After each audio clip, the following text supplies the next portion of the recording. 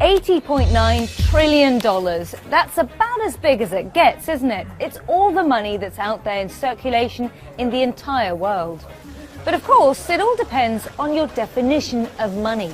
The $80 trillion figure actually accounts for all of the banknotes, coins, and money deposited in bank accounts. But if you expand your definition of money, maybe to include, say, currencies, gold supplies, the amount of money that's invested in financial products, well, the amount rises to over $1 quadrillion.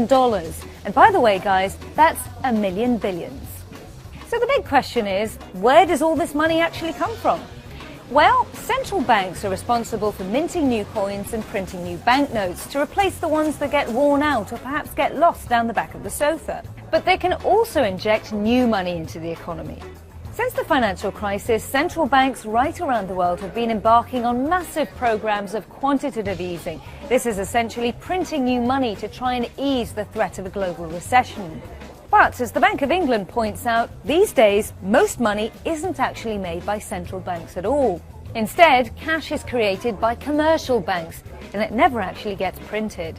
So here's how it works. Whenever a bank gives you a loan, say to buy a car, it doesn't actually hand over a pile of cash for that purchase. Instead, it transfers the money electronically into your bank account. The lender only really needs to have a small amount of money on its books to back up that loan, so effectively, it's creating new money in the system. About 97% of all money in developed economies is created just like that.